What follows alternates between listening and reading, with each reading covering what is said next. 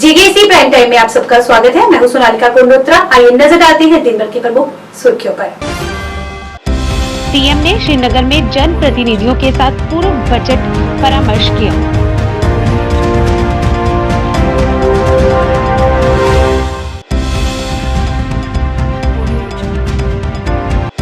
शहनवाज चौधरी ने चिरालन cricket ground Surankote में cricket tournament का उद्घाटन किया।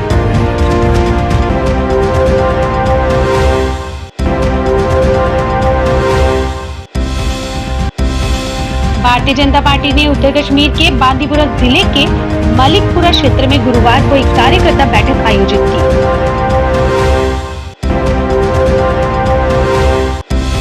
बिजबिहारा के विधायक डॉक्टर बशीर अहमद पीरी ने अनंतनाग के श्री गुरुद्वारा क्षेत्र में दादी नहर के किनारे पद यात्रा की।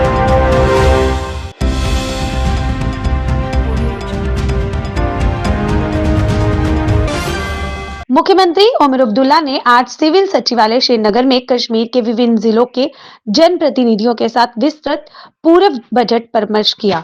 हाउस बोट ऑनर्स एसोसिएशन के अध्यक्ष मंजूर पख्तून ने चर्चा के दौरान कहा, हम नदी जेलम के निवासियों और चिनार बाग हाउस बोट निवासियों के पुनर्वास की मांग करते हैं। हमें हाउस बोट निर्माण के लिए आवश्यक लकड़ी और सब्सिडी दी जानी चाहिए। पर्यटन क्षेत्र को बढ़ावा देने के लिए बड़े शहरों और मॉल में व्यापक विज्ञान अभियान शुरू किए जाने चाहिए। बजट पेश होता है तो हर एक सेक्टर की अपनी अपनी डिमांड्स होती है, एक्सपेक्टेशंस होती है और होप्स होती है। तो इस साल जो हमने अपनी डिमांड्स उनके सामने रखी, जिसमें एलोकेशन ऑफ फंड्स की अर्जेंट नीड है। जहां तक मैं हाउस बोट्स की बात करूंगा, इसमें हमारी रिहेबिलिटेशन है जो बहुत सालों से नहीं हो पा रही है। जब भी हम कंसर्न डिपार्टमेंट के पास जाते हैं तो वो कहते हैं हमारे पास कोई स्कीम नहीं है, कोई फंडिंग नहीं है। तो हमने सीएम साहब की नोट्स में वो भी लाया। जो हमारा टिम्बर हुआ करता था वो हमें सब्सिडाइज रेट्स पे मिलता था एज पर रिक्वायरमेंट, तो वो भी नहीं मिल रहा है, ना उसमें कोई सब्सिडाइज रेट्स हमें मिलती हैं। वो भी हमने उनको बोला कि for the renewal and repairs of house boats इसमें अशद जरूरत है टिम्बर की, और जो टिम्बर हमें महंगा मिलता है उसमें हमें सब्सिडाइज कर दीजिए। और उसके बाद जो है हाउस बोट जो है जिसको एक क्राउन ऑफ द टूरिज्म माना जाता है, इसकी एक एक्सक्लूसिवली ब्रांड प्रमोशन होनी चाहिए। स्टेट के अंदर तो हम करते ही रहते हैं, जब भी हमारे फैम टूर्स आते हैं हम चाहते हैं कि नेशनल और इंटरनेशनल लेवल पे हाउस बोट्स की एक अलग सी डिजिटल ब्रांडिंग हो। आजकल डिजिटल जमाना है, जैसे एयरपोर्ट्स हैं, बड़े मॉल्स हैं, मेट्रो सिटीज हैं, एयरपोर्ट्स हैं, रेलवे स्टेशन है, तो जो रोड शोज हैं, जो प्रमोशनल प्रोग्राम्स है, उसमें हाउस बोट को अलग से एक प्रमोशन होनी चाहिए। क्योंकि जो हाउस बोट का नाम बिल्कुल अभी मैं कहूंगा कि डिक्लाइन हो रहा है। हाउस बोट 2000 से अब 750 पहुंच गए, तो गवर्नमेंट की इसमें हैंड होल्डिंग की जरूरत है। इसके लिए भी हमें एलोकेशन ऑफ फंड्स की बड़ी जरूरत है। और जो अगर हम एनवायरनमेंट की बात करेंगे, अगर आप देखेंगे डल लेक जो हमारा जो साफ दिखता है जो फ्रंट पे होता है, अब SKCI टू नेहरू पार्क, तो आप पीछे जाइए थोड़ा उसके, तो डल लेक ऑलमोस्ट मेरे को लगता है जो कैनाल्स वगैरह थी वो बिल्कुल चौक हो गई है। जहां पहले लोकल्स जाया करते थे, हमारे फॉरेनर्स, डोमेस्टिक टूरिस्ट जो वहां से नदी लेक जाते थे, दरगाह जाते थे, और वही नहीं बाकी जो हमारे वेजिटेबल मार्केट है वहां देखिए आपके। सामाजिक न्याय एवं अधिकारिता मंत्रालय भारत सरकार के दिव्यांगजन सशक्तिकरण विभाग द्वारा नेशनल दिव्यांगजन finance and development corporation NDFDC के माध्यम से दिव्य कला मेला 2025 का आयोजन किया जा रहा है। ये मेला 14 फरवरी 2025 से 24 फरवरी 2025 तक गुलशन ग्राउंड जम्मू में आयोजित होगा। ये विशेष आयोजन दिव्यांग उद्यमियों और कारीगरों की प्रतिभा, उत्पादों और हस्तशिल्प को प्रदर्शित करने का एक मंच प्रदान करेगा। इस मेले में जम्मू कश्मीर, पूर्वोत्तर राज्यों और देश के अन्य हिस्सों के हस्तशिल्प, हथकरघा, कढ़ाई के उत्पाद, पैकेज्ड फूड आदि प्रदर्शित किए जाएंगे, जिससे ये आगंतुकों के लिए एक आकर्षक अनुभव बनेगा। उसके लिए एक मार्केटिंग प्लेटफॉर्म हुआ। इसमें इसके अंदर कोई अगर कला का पुट है, कोई गाता है या कोई डांस करता है और कुछ करता है, उसके लिए भी हम हर शाम यहाँ पे कल्चरल प्रोग्राम होगा, उनको मौका मिलेगा। इसके अलावा 24 तारीख को एक बहुत बड़ा प्रोग्राम हो रहा है दिव्य कला शक्ति का, जिसमें कि 12 से 14 राज्यों से हमारे दिव्यांग कलाकार आए हैं, जिनका कि 3.5 घंटे तक एक बहुत मेगा शो होगा 24 तारीख को, जो लास्ट में होगा। तो इसके अलावा हर एक दिन हमारा कुछ ना कुछ यहाँ पे एक साइड प्रोग्राम्स होते रहेंगे। अब साइड प्रोग्राम से देखें क्या क्या है। इनॉग्रेशन तो कल एलजी साहब के थ्रू होगा, और जो हमारे मंत्री जी हैं माननीय वीरेंद्र कुमार, उनके द्वारा होगा। इसके बाद एक एंटरप्रेन्योरशिप वर्कशॉप होता है मतलब कि यहाँ पे इन लोगों को ये भी सिखाया जाता है कि आप व्यापार कैसे करोगे, एंटरप्रेन्योरशिप कैसे करोगे। उसके लिए भी एक हमारी लीडर संस्था है, वो इसको एंटरप्रेन्योरशिप वर्कशॉप करेगी। साथ साथ इसके जितने प्रोडक्ट हैं उनको हम लोग जेम में भी इंक्लूड करवाते हैं। आफ्टरनून। तो आज बेसिकली हमारे साथ CMD सर हैं, नेशनल दिव्यांगजन फाइनेंस एंड डेवलपमेंट कॉरपोरेशन, जो भारत सरकार का एक कॉरपोरेशन है, मिनिस्ट्री ऑफ सोशल जस्टिस और एम्पावरमेंट, जो सामाजिक अधिकारिता मंत्रालय है। तो उसमें एक department of empowerment of person with disability, जिनको दिव्यांगजन हम बोलते हैं, तो डिपार्टमेंट है। तो उसमें एक कॉरपोरेशन है जो अभी हमने आपको नाम लिया, नेशनल दिव्यांगजन फाइनेंस एंड डेवलपमेंट कॉरपोरेशन। तो सर उसके CMD हैं। तो आपको बेसिकली आज जो बुलाया गया है वो इसलिए बुलाया गया है कि 14 तारीख यानी कल से लेकर 24 तारीख तक गुलशन ग्राउंड, जो पुलिस हेडक्वार्टर के बगल में गुलशन ग्राउंड है, वहाँ एक दिव्य कला मेला ऑर्गेनाइज़ किया जा रहा है। तो दिव्य कला मेला जम्मू ज़िले में ऑर्गेनाइज़ किया जा रहा है और ये एक अनूठा अपने आप में इनिशिएटिव है, जो कि नेशनल दिव्यांगजन फाइनेंस एंड डेवलपमेंट कॉरपोरेशन का एक यूनिक इनिशिएटिव है, जिसके बारे में CMD सर अभी आपको सब चीज़ बताएंगे कि इसमें क्या क्या चीज़ें होंगी।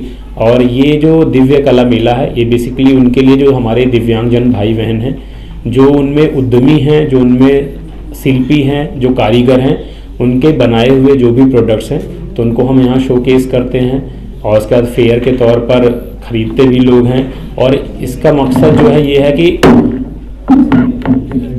जो उनका पोटेंशियल है उसको कैसे लोगों तक लाया जा सके और वो भी अपना एक जीवन जो है बेहतरीन तरीके से जिए, उसकी दिशा में ये एक छोटा सा इनिशिएटिव मंत्रालय की तरफ से।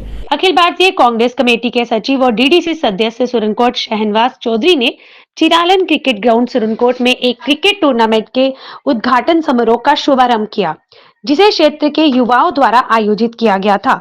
समारोह को संबोधित करते हुए शहनवाज चौधरी ने खेलों के महत्व पर जोर दिया और इसे एक स्वस्थ और अनुशासित समाज के निर्माण में सहायक बताया। उन्होंने सुरनकोट में खेल स्टेडियम के निर्माण में अपनी भूमिका को रेखांकित किया और क्षेत्र में खेल संस्कृति को पुनर्जीवित करने के लिए अपने निरंतर प्रयासों का उल्लेख किया। इस अवसर पर उपस्थित प्रमुख नेता और खेल प्रेमी थे वहीद हुसैन शाह, हाजी आरिफ शाह, सिकंदर हयात, इरफान फजली, साहिफ, आसिफ बजाड़, अब्बास कलस और मुर्तजा भट्टी।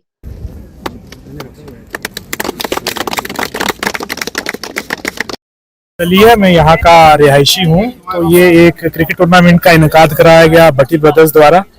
तो उनके साथ तमाम यूथ जो सुरनकोट की है इस टूर्नामेंट में शाना बशाना खड़ी है।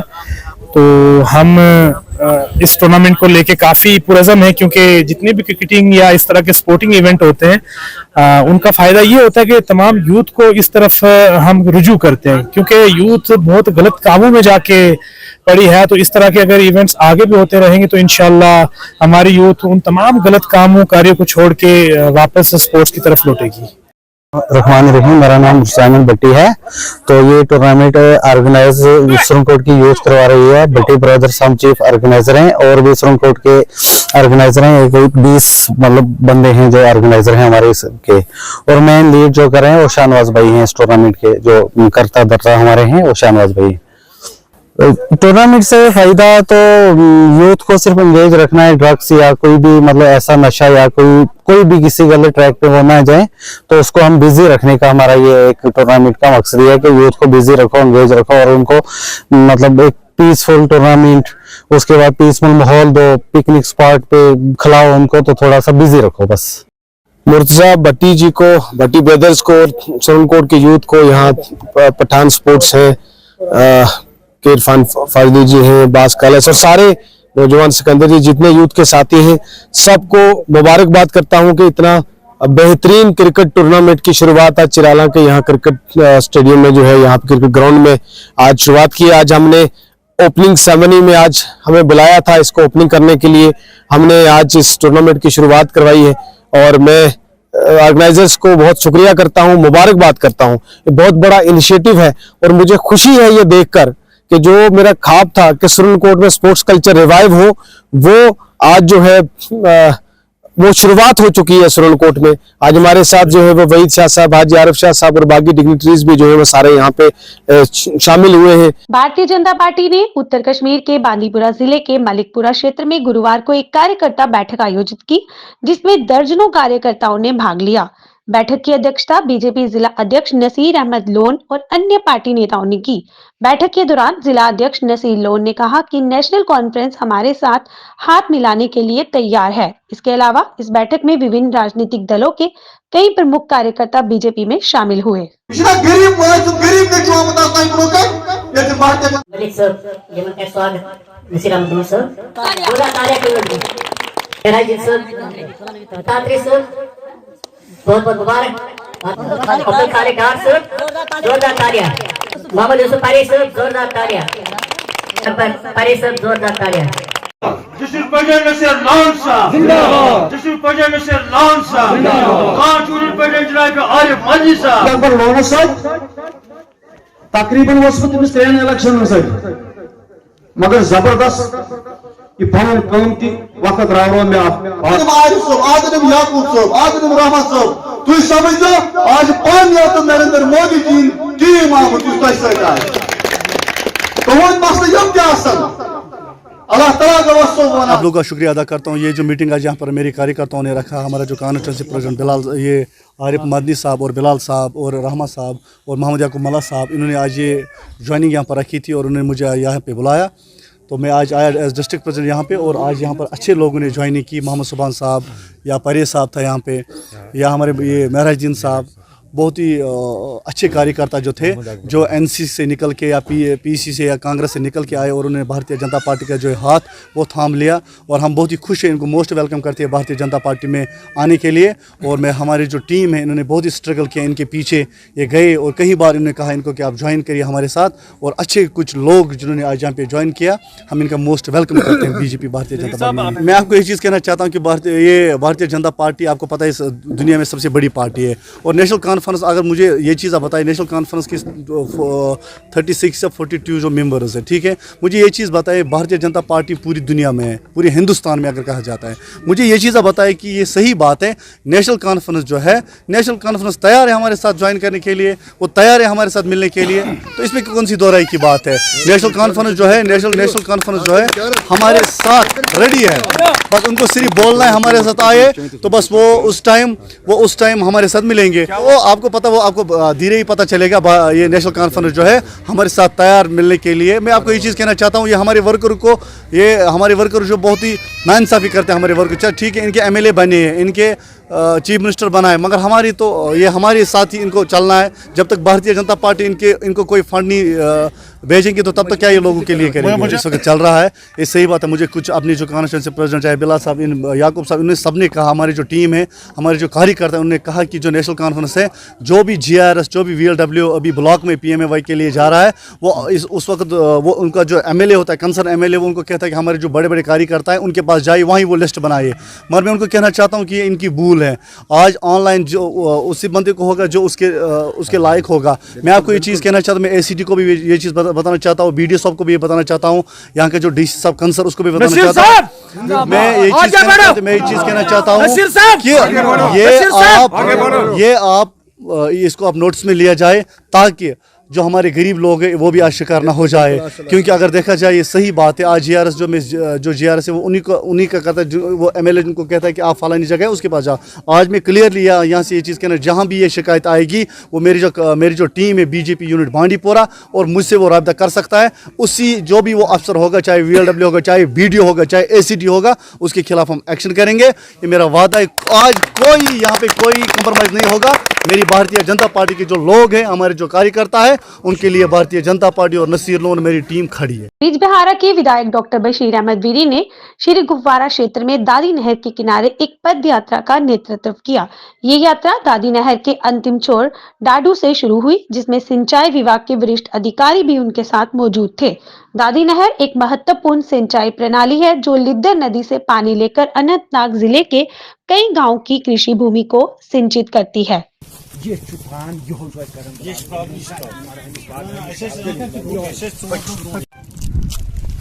ओ साहबा बाय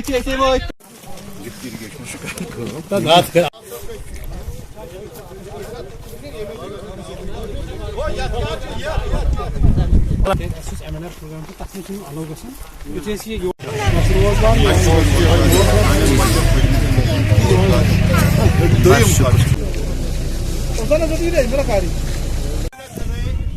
पर कितनी खस्ताहाली है उसको दूर करने की जरूरत भरोसा दिया है, साथ दिया है। लिफ्ट इरिगेशन किलोमीटर में पूछो ना 12 किलोमीटर।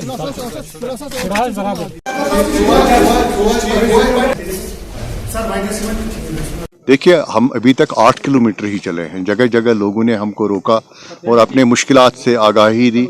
और इसके अलावा आप खुद देख लीजिए, मैंने पॉइंट आउट किए करीब करीब 8 किलोमीटर में कहीं कहीं 10 जगहों पे बोटल नेक से, जहाँ पे या तो कैनाल का ब्रीच है या तो बैंक इरोड हो चुका है, उसको उन्होंने वो बैग से बंद किया हुआ है, या तो इन्होंने जहाँ पे कहीं अंडरग्राउंड सीपेज है उसको नीचे से निकालने के लिए बिल्कुल एक नैरो पाथ बनाए हुए। उसके यहाँ पे भी आप देखें, वो उसका ये नतीजा, ये बैक फ्लो कर देता है, ऊपर हैबिटेशन में सैलाब आता है और नीचे पानी नहीं चलता है। ये हमारे जो ऑन स्पॉट विजिट कर रहे हैं हम, तो उससे हमें काफ़ी सारे प्रॉब्लम्स और लैक्यूनीज नज़र आ रहे हैं। और मैंने इनको मौके पे ही हिदायत दी।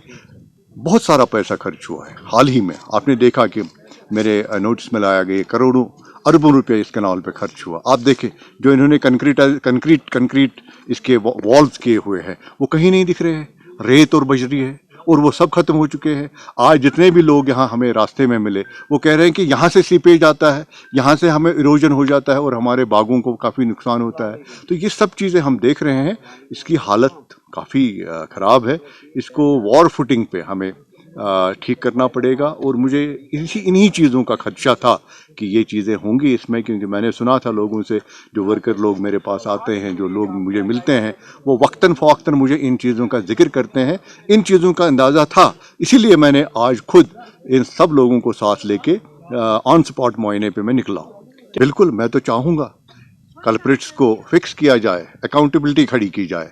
जिन लोगों ने यहाँ पे इतना सारा रुपया खर्च किया हुआ, और गवर्नमेंट ऑफ इंडिया की तरफ से भी आज हम इसमें आगे कचहरे में खड़े हो गए। वो कहते हैं हमने आप लोगों को इतना सारा पैसा दिया हुआ है, आपने किया क्या, आपने अचीवमेंट्स क्या किए? और आज हर तरफ से पैसा रोका जा रहा है इन्हीं चीज़ों को लेके। वो देख रहे हैं कि इसमें जो कास्ट बेनिफिट रेशो है वो कहाँ से कहाँ चला गया है। अब जब नए हम डिमांड करते हैं इसको रिपेयर करने के लिए, तो वहाँ से मुश्किल से हामी भरी जाती है। तो मैं चाहूँगा डेफिनेटली इसकी इन्वेस्टिगेशन होनी चाहिए। छोटा Shah memorial degree college Mendhar ने कॉलेज ग्राउंड मेंढर में एक क्रिकेट टूर्नामेंट का आयोजन किया। इस टूर्नामेंट का उद्देश्य युवाओं को खेलों के प्रति प्रोत्साहित करना और खेल संस्कृति को बढ़ावा देना था। चलना शुरू किया, पैर को क्रॉस किया, सामना करेंगे जाहिद, काफी अच्छी गेंद, यहाँ तक किया, पैर को क्रॉस किया, सामना करेंगे जाहिद, लेफ्टी, काफी अच्छी गेंद, क्या देखना था ये, क्या जैसे रन 50 बन सकता है, यकीनन एक रन मुकम्मल किया। अपने हॉनरेबल वर्दी प्रिंसिपल साहब का शुक्रिया अदा करता हूं कि उन्होंने एक अपॉर्चुनिटी प्रोवाइड की है बच्चों के लिए। और साथ साथ में हमारे कोऑर्डिनेटर IKYC प्रोफेसर सरशाद साहब ने पूरी डिटेल आपसे डिस्कस कर लिया है कि हमारे पास आज का यूथ कौन कौन सी जो है गलत चीज़ों में इन्वॉल्व है, उनको रोकने के लिए जो हमारे पास स्पोर्ट एक अच्छा पैरामीटर इसमें आएंगे, वो बच्चे जो है उस गलत हरकत को हम थोड़ा सा रोक सकते हैं। साथ में मैं शुक्रिया अदा करता हूं आज के हमारे जो है भोपाल मंडल के प्रेसिडेंट, जिन्होंने एक हेल्प की है हमारे पास जितने भी स्पोर्ट्स पर्सन हैं, और ये भी एश्योरेंस दिया है कि उनको इस पूरे टूर्नामेंट में जितना भी अगर कोई खर्चा या जो भी चीज़ आएगी उसको कहीं भी प्रॉब्लम आती है तो डायरेक्टली उनके साथ कांटेक्ट कर सकते हैं। इसलिए मैं उनका भी शुक्रिया अदा करना चाहता हूँ। साथ साथ में हमारे पास जो स्पोर्ट्स डिपार्टमेंट के हमारे पास प्रोफेसर साहब हैं हमारे पास, मैं इनका भी शुक्रिया अदा करता हूं कि इन्होंने बड़ी तय दिल से बच्चों को यूनाइट करके तो इस पर लाया है पोजीशन पे कि आज हम ये टूर्नामेंट ऑर्गेनाइज कराने जा रहे हैं। आज बड़ी खुशी हुई है कि आज जो हमारा यूथ है, खासकर जो हमारा तहसील मेंढर का यूथ है, ये गेमों की तरफ बहुत आगे बढ़ रहा है। तो आज जो इन्हें डिग्री कॉलेज में जो एक टूर्नामेंट स्टार्ट हो रही है जिसमें 14 टीमों ने हिस्सा लिया है, जिसमें हमारी डिग्री कॉलेज की जो टीम है वो 4 टीमें हैं। बाकी सबसे बड़ी खुशी की बात यह है कि जो बाहर की टीमें हैं उनको भी इनने अलो किया, जो अंडर 23 से नीचे हैं वो भी इसमें हिस्सा ले सकते हैं। और मैं आपको बात बताऊँ, जैसे हमारे साहब ने बता दिया कि जो आदमी गेमों की तरफ जाता है उसका जो माइंड है वो ड्रग्स की तरफ नहीं जाता है। और एक सबसे बड़ी अच्छी बात जो हमने देखी अर्ली को पिछले 10 दिनों में, जो पूरी स्टेट का टूर्नामेंट आज पहली बार हमारी मेंढर तहसील में हुआ, डिस्ट्रिक्ट पुंछ में पहली बार हुआ, जिसमें हमारे डोडा के, पदरवा के, किश्तवाड़ के, अनंतनाग के, श्रीनगर के, कठुआ, जम्मू के बच्चे यहाँ पे आए थे। कम से कम 300 बच्चा था। तो वो हमारे मेंढर को के लोगों की हमें दाद देनी पड़ेगी कि इतने अच्छे तरीके से हमारे क्या स्टूडेंट थे, क्या हमारे टीचर साहिबान थे, उनने इतने बढ़िया तरीके से अरेंजमेंट किया था। उसमें जो हमारी सिविल सोसाइटी है व्यापार मंडल मेंढर बाजार का था, उन्होंने भी इसमें बड़ा बढ़ चढ़ के हिस्सा लिया। पूरे स्टाफ मेंबर का शुक्रिया अदा करना चाहता हूं और हमारे व्यापार मंडल के प्रधान जी आए, इनका शुक्रिया अदा करना चाहता हूं, जिन्होंने हमारे स्पोर्ट्स डिपार्टमेंट को हेल्प करने में बड़ी मदद की है। इन्होंने खासकर मैं सरशाद साहब का शुक्रिया अदा करूंगा कि इन्होंने गाइडलाइन दी कि एक टूर्नामेंट ऑर्गेनाइज कराओ, जिसमें हमने एक हेड बॉय को गाइडलाइन दी डिपार्टमेंट, मेरे HOD डॉक्टर इब्राहिम साहब ने, तो बाकी साथियों ने भी मेरा कोऑपरेट किया और हमने ये टूर्नामेंट ऑर्गेनाइज करने की कोशिश की। आज इंशाल्लाह हम इस स्टेज पे पहुंचे। आज उम्मीद है कि हम सक्सेसफुल हो चुके हैं। तो बाकी मैं आप स्टूडेंटों से यही रिक्वेस्ट करूंगा कि बीच में हमारे स्पोर्ट्स डिपार्टमेंट में आके हमसे मिलके इसको सक्सेसफुल बनाने में, जैसे आज क्रिकेट का करवाया है और इसके बाद हमें एक टूर्नामेंट छोटा सा वॉलीबॉल का करवाना चाहते हैं और उसके बाद हम एक खो खो का करवाना चाहते हैं। तो इसी तरह स्टेप बाय स्टेप हम इसको डेवलप करना चाहते हैं और हम गेम की तरफ आना चाहते हैं और एक्टिविटी कराना चाहते हैं। तो जो ये हमारे गलत रास्ते पे जाते हैं स्टूडेंट, तो मैं उनसे गुजारिश करूंगा कि हमारे साथ कोऑपरेट करें, हम इसको सक्सेसफुल करें और गलत रास्ते पे ना जाएं। तो हम एक स्टेप बना के, एक छोटा सा रास्ता बना के इसको आगे बढ़ाने के लिए स्टेट लेवल पर भी हम खेलते हैं। यहाँ से हम इंटर कॉलेज करवाते हैं, यहाँ से जो सिलेक्शन होती है इंटर कॉलेज के लिए, इंटर कॉलेज से अगर सिलेक्शन होगी तो इंटर यूनिवर्सिटी के लिए जाते हैं बच्चे हमारे। तो मैं इनसे रिक्वेस्ट करता हूं कि कोऑपरेट करें। पिछले 4 या 5 महीने से मैं यहाँ पे ज्वाइन हूं, तो मैं हर बच्चे को यही गाइडलाइन करता हूं कि हमारी एथलेटिक्स मीट्स होने जा रही है विद इन 1 मंथ के अंदर। शेर कश्मीर कृषि विज्ञान एवं प्रौद्योगिता विश्वविद्यालय कश्मीर के प्लांट पैथोलॉजी डिवीजन ने ME भारत सरकार के सहयोग से स्मार्ट मशरूम फार्मिंग से किसानों की आय दुगनी करने पर एक प्रशिक्षण कार्यक्रम का शुभारंभ किया। स्क्वेस्ट के कुलपति प्रोफेसर नजीर अहमद गनई ने कार्यक्रम का उद्घाटन किया। इस अवसर पर निदेशक योजना एवं निगरानी doctor Haroon Naik, dean horticulture doctor Shabir Ahmad Wani, dean agriculture doctor Rihana Habib, सहायक निदेशक MSME श्री सुहेल अलंगबंद और अन्य संकाय सदस्य उपस्थित रहे।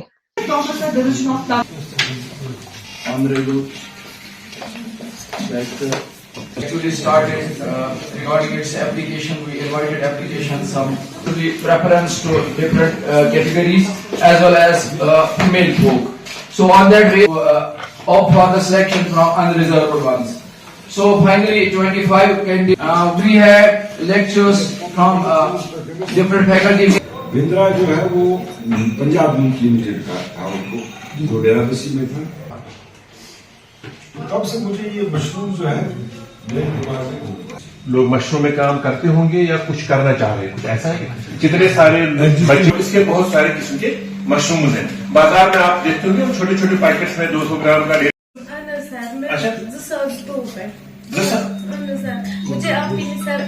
मुझे यहाँ दावत होती है तो मैं बड़ा खुश होता हूँ, because morning all, it gives me immense pleasure to welcome guests, entrepreneurs from the valley.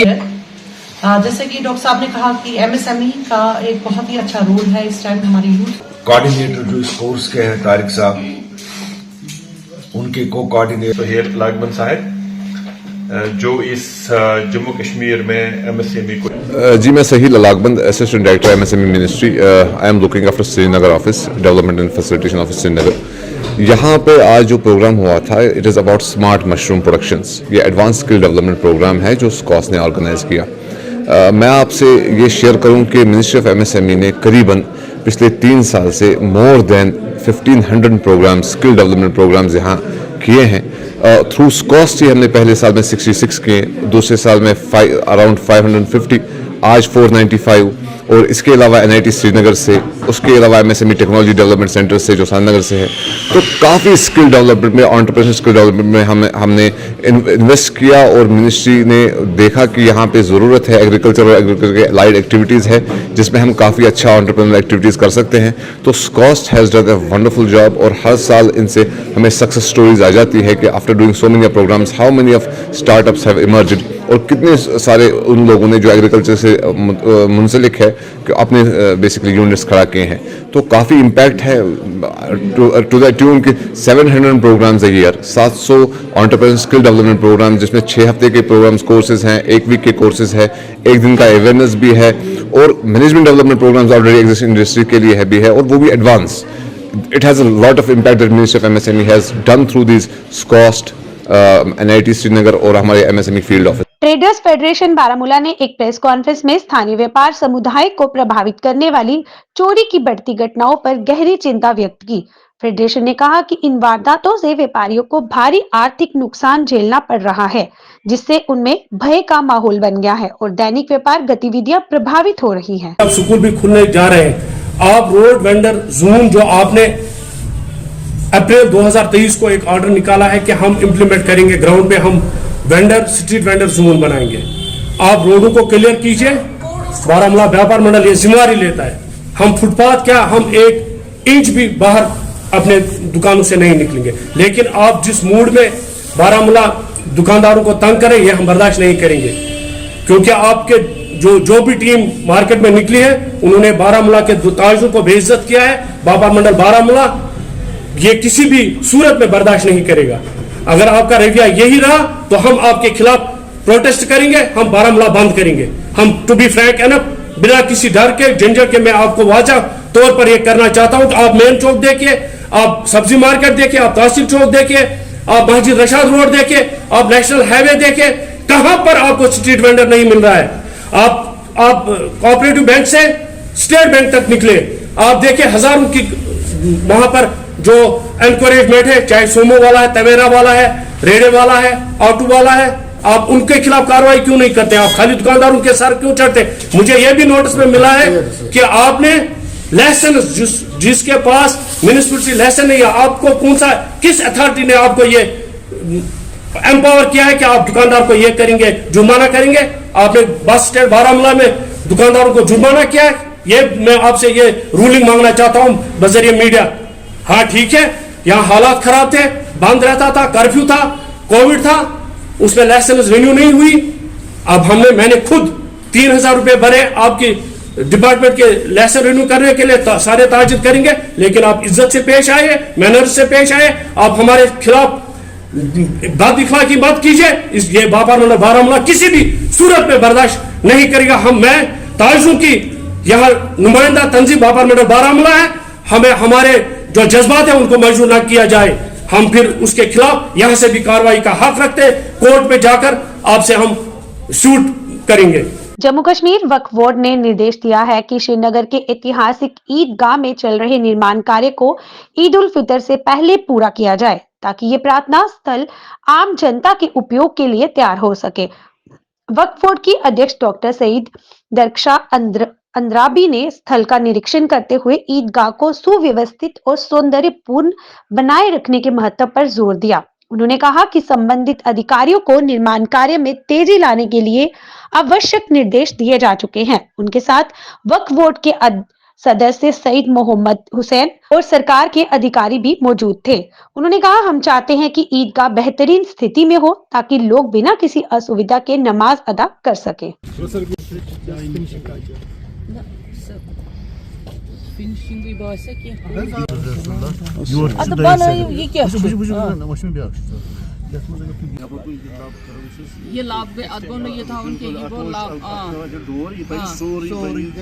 ऐसे आने वाले हैं, उसमें रमजान का महीना भी अब आने वाला है, तो उसमें भी बड़े दिन आ जाते हैं, तो क्या प्रिपरेशन है खासकर आज के शब के लिए बताइए। पहले मैं आपके जरिए से लोगों को शब बारात की बहुत बहुत मुबारकबाद देती हूँ कि आज का शब हम सबों के लिए एक वसीला बन के आता है अल्लाह की तरफ से कि हम अपने गुनाहों के लिए माफी मांगते हैं। दूसरा, वक्फ बोर्ड का जो काम है ये 24/7 रहता है। हमारा हमेशा फुटफॉल दरगाहों में और मसाजिदों में रहता है।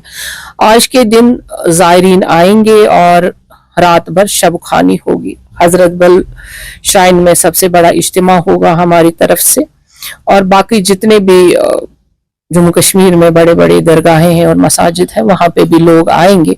हमारी प्रिपरेशंस हमने पहले भी जैसे कहा है कि 24/7 हमेशा रहता है, लेकिन आज खुसूसी तौर पे रात भर इबादत में लोग महव हो जाएंगे। उनके लिए गर्मी का इंतजाम, जैसे आप पहले देखते थे कि दरगाहों में या मसाजिदों में फर्श की बहुत किल्लत रहती थी, वो अब आज इन 2 सालों में हमने कहीं पे आप नहीं देखेंगे कि लोग कालीनों के बगैर बैठते हैं। ये अल्हम्दुलिल्लाह हमने पिछले 2 सालों में जो काम किया है वो अब लोगों के सामने है, इसलिए आज थोड़ी सी सेटिस्फेक्शन है कि ज़ायरीनों को कोई तकलीफ नहीं होगी और बहुत अच्छे से आज शब खानी होगी। तो उसमें जो एकोमोडेशन है दूर की, देखिए लोग आएंगे तो रात भर वो इबादत के लिए आएंगे, उसके लिए जो इंतजामात रहते हैं वो हमने पूरे तरीके से किए हुए हैं, उसमें कोई कोताही कहीं पे भी नहीं आपको दिखेगी। Public brilliant high school Kotli Galawana R S Pura की तरफ से आज मातृ पितृ पूजन दिवस मनाया गया। स्कूल के प्रधानाचार्य प्रमोद शर्मा की अध्यक्षता में आयोजित इस मातृ पितृ पूजन दिवस के मौके पर स्कूल के विद्यार्थी अपने अभिभावकों के साथ स्कूल में पहुंचे और पहले सभी ने सरस्वती पूजा की और फिर विद्यार्थियों ने अपने अभिभावकों को तिलक लगाया और आरती उतारकर उनका आशीर्वाद लिया। इस दौरान विद्यार्थी तथा उनके परिजन काफी भावुक भी दिखे। इस मौके पर साध्वी मंजू तथा भूपेंद्र शास्त्री जी महाराज की तरफ से दीप प्रज्वलित कर विश्व कार्यक्रम की शुरुआत की गई और उसके उपरांत विद्यार्थियों ने पश्चिमी संस्कृति को एक तरफ रखते हुए भारतीय संस्कृति को अपनाते हुए अपने माता पिता की पूजा की और आरती उतारकर उनका आशीर्वाद प्रभात। फूल दिए हैं, फूल चढ़ाएंगे जैसे आप भगवान के मंदिर में मूर्ति पे चढ़ाते हैं, इस प्रकार फूल चढ़ाएंगे, छिड़केंगे माता पिता के ऊपर फूल। अक्षत दिए हैं, चावल दिए हैं, चावल भी अहोभाव से धीरे धीरे प्रेम से, देखो जल्दबाजी नहीं करनी है, प्यार से पूजा करनी है, ठीक है, प्रेम से। अब आपके पास हार है, जो बच्चे हार उसको निहार से कि हे मेरे माता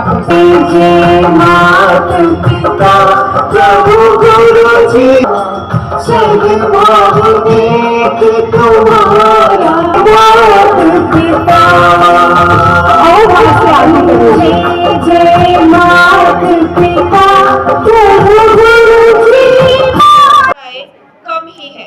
भगवान की कथा से लेकर संत महात्माओं के उदार सभी में उनकी प्रभुता का अनूठा दृश्य उभरता है। भारत का युद्ध, देवों का मान भंग हो, जहाँ अधर्मियों का विनाश, प्रभु के जीवन का व्याप्ति के लिए एक संदेश है। भगवान श्री कृष्ण ही आरंभ है। हमारे प्यारे बच्चे जोरदार तालियों से इनका स्वागत कीजिए। मैं राधा का गुमान हूँ, खिलखिलाती गोद में हूँ, मैं प्रेयसी के हास्य विनोद में हूँ। हाँ मैं कृष्ण हूँ, मैं कृष्ण हूँ, मैं कृष्ण हूँ। मैं नारी के सत्कार में हूँ, संस्कृतियों के प्यार में हूँ। मैं बांसुरी की मधुर तान भी हूँ, तो सुदर्शन चक्र की धार भी हूँ। मैं करुणा की पूजा अर्चना के साथ सभी बच्चों ने अपने माता पिता की पूजा की है और माँ बाप से आशीर्वाद लेने का एक जो है वो प्रण लिया कि हम सभी बच्चे अपने माँ बाप का जो है वो आने वाले समय पे, जिस तरीके से आज समाज के अंदर आप देख पा रहे हो कि बहुत से लोग जो है वो अपने माँ बाप को जैसे एज्ड हो जाते हैं और वो लोग ओल्ड एज में उनको छोड़ के आ जाते हैं। तो आज सभी बच्चे जो है वो हर साल की तरह इस बार भी जहाँ बाहर से संत समाज जो है जहाँ पे पूजा पूरी विधि के साथ जहाँ पे पूजा करवाई है, और आज आप से भी लोग जहाँ पे बहुत से हमारे मेहमान जो है जिन्होंने पूरा इस चीज़ का गवाह बने हैं कि हाँ ये बच्चों के लिए एक अच्छा शुरुआत है। ये छोटे बच्चे ही हैं जो स्कूल लेवल पे जब वो सीखते हैं तो उसके बाद आने वाले समय में आगे भी उनका ज़िंदगी में ये संस्कार हमेशा बने रहते हैं। ये हमारी हिंदू संस्कृति के हिसाब से ये एक बहुत बड़ी बात है कि हम सब बच्चे जो है हम अपने बड़ों का सम्मान करें, मान सम्मान करें और ज़िंदगी में अपने माँ बाप से आशीर्वाद लेके हम उनके बताए हुए रास्ते पे चलें, क्योंकि माँ बाप का आशीर्वाद सिर्फ आशीर्वाद नहीं है, उनके आशीर्वाद से बहुत सी चीज़ें जो जिनका इनसे जीवन में कल्याण हो जाता है। मैं आने वाले समय में इसी तरीके से जितने भी मेहमान आए उनका भी शुक्रिया करना चाहूँगा कि वो लोग यहाँ पे आके इन बच्चों को आशीर्वाद दिया और इन बच्चों का कल्याण की उन्होंने पूरे आशीर्वाद के साथ उनका वो सेवा भाव के साथ पूरा उन्होंने आशीर्वाद देके उन्होंने। गीता भवन आरएसपुरा में 13 जनवरी माघ महीने में शुरू हुए 49वें हरिनाम संकीर्तन महायज्ञ का गुरुवार को विशाल भंडारे के साथ समापन हुआ।